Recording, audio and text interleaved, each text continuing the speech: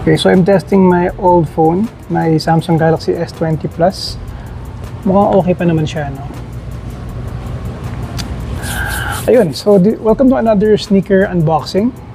Itong i-unbox natin ngayon is another obscure brand. As you know, I love featuring obscure brands here in the channel. Apart from my usual Reebok content. As you know, Reebok enthusiast ako. So, this time, meron tayong i-unbox na isang Chinese brand or China brand. And sa tingin ko magugustuhan niya to.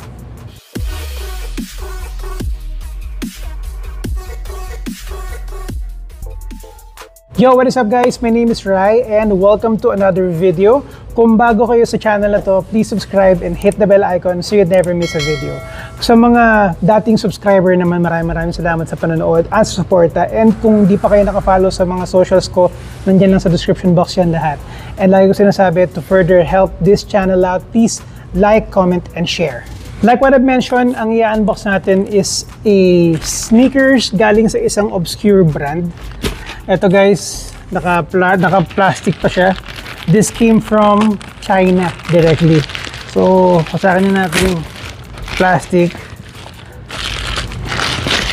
And this brand, siguro most of you na nagpa-follow sa akin are also following obscure brands already. Kaya kayo naka-follow sa akin kasi yun ang mga feature ko. This came from a brand called, syempre hindi nyo mababasa yan, pero with the logo, hindi ko alam kung ganyan ba yan o ganito. Ganito ata. So this is X-Step or Step or just simply Step. Tapos stylized lang yung yung parang pagkakasulat kasi X. Instead of letter S, letter X siya. So, this is the first time that I'm gonna be seeing this pair. Tignan natin ngayon. Medyo beaten up yung yung box because of the handling siguro, no?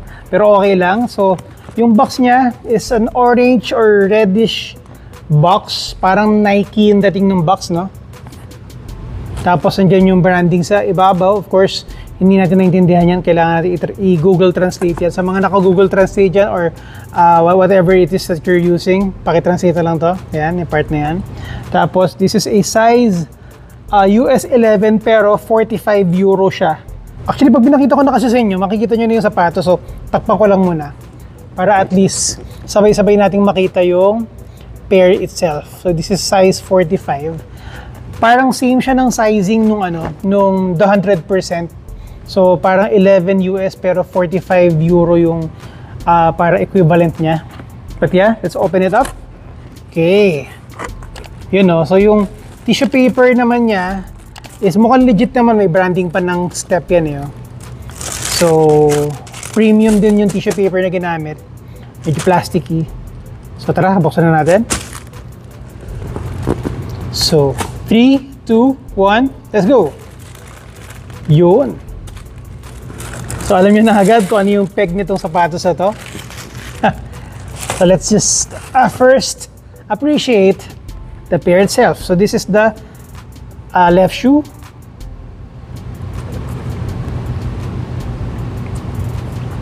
And the right shoe. So, as you can see, obviously it's a black and white pair with a nod to the Nike Dunk. Particularly yung Panda colorway na sobrang sikat for 2, 3, or 4 years now. Parang itong recent weeks lang nagkaroon ng medyo nag-die down yung hype niya. Nasa shelves na siya ngayon, sitting on the shelves. Tapos hindi na siya masyadong hina-hype ng mga resellers. Imagine umabot sa point na people were paying 15, 16, 18,000 pesos for a pair of Panda Dunks.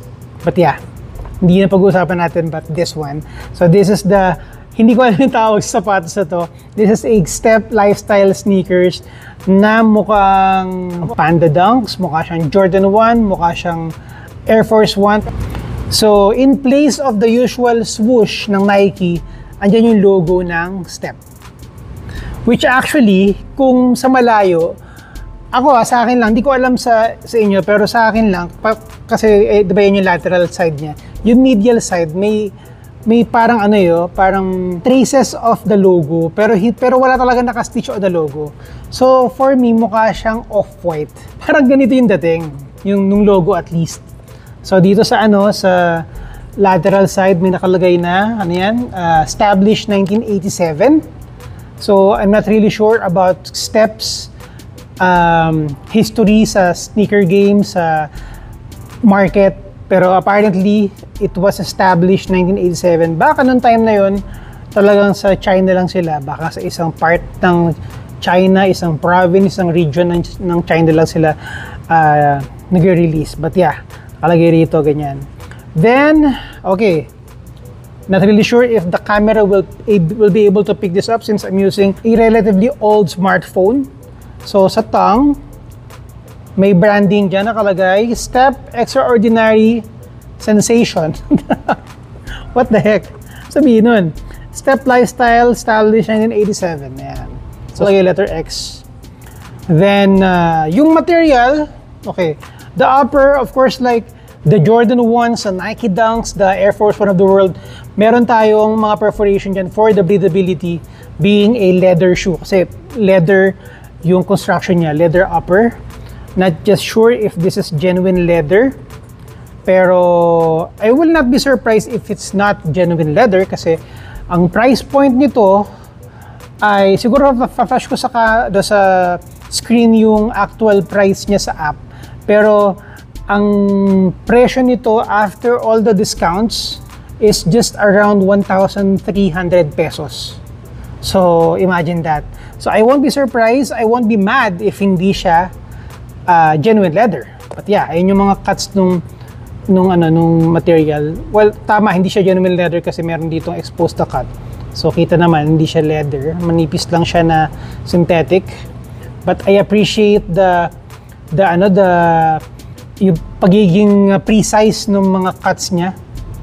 Ganda oh. Malinis yung cuts, malinis yung stitching. Unlike the quality of the Panda Dunks. Hindi ako hater ng Panda Dunks, kaya lang obvious, marami nagsasabi rin, nakakilala ko na sobrang hindi maganda yung quality control ng Nike pagdating dun sa Nike Dunk Panda colorway. But yeah, white and black colorway, black yung nasa sock liner na yan, meron tayong insoles with the Step branding right there. So walang ibang special sa insoles niya. It's a makapal yung insoles, guys. Teka. Ayun o, medyo makapal yung insoles, ha. Not bad. So, siguro i-on fit natin to. Tingnan natin kung ano yung tsura niya. Doon na yan siya.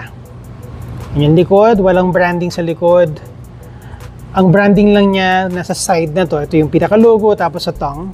Yung laces niya out of the box is a round laces. Ayan, may round laces siya na black. Okay, so siguro luluwagan ko na lang. Sige, i-on fit ko na lang to. I-stitch ko rito sa video na to. Uy, meron siyang ganda shooter niya, oh. In fairness, oh. So imagine that, for just 1,000 plus, give or take 1,500, nakapag-provide pa sila ng plastic shoe tree.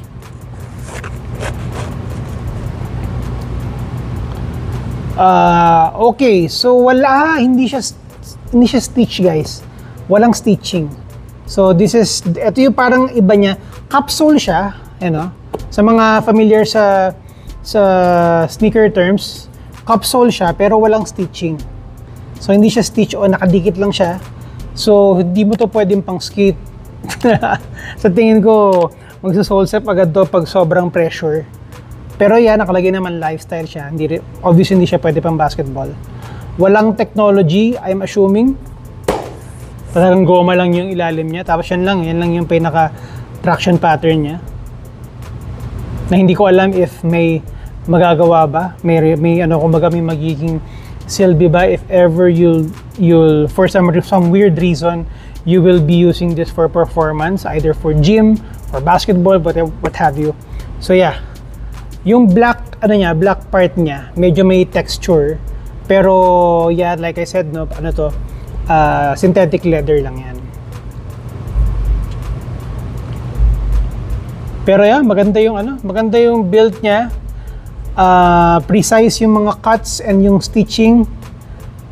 For the price, I think solid tong ganito. Solid na alternative to for those na kung gustong mag-follow dun sa trend ng Nike Dunk pero ayaw magpakain sa hype.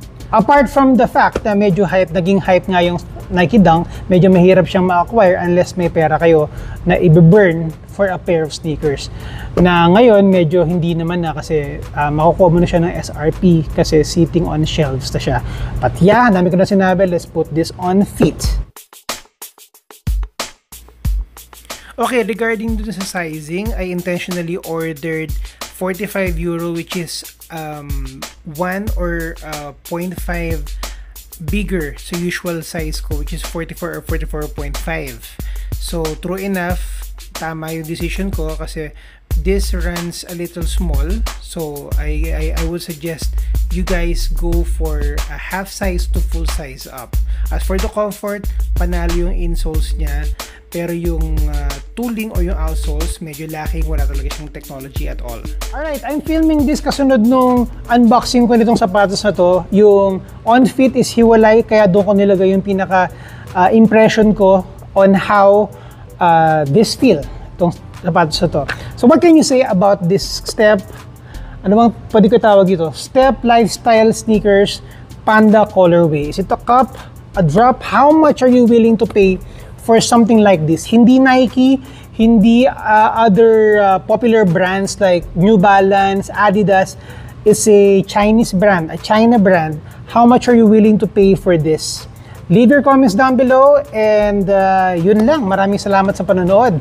Again guys, kung bago kayo sa channel na to, please subscribe and hit the bell icon so you never miss a video. Follow me on all my socials and that's about it for the video. Thank you for watching. Y'all stay safe. I'll see you on the next one.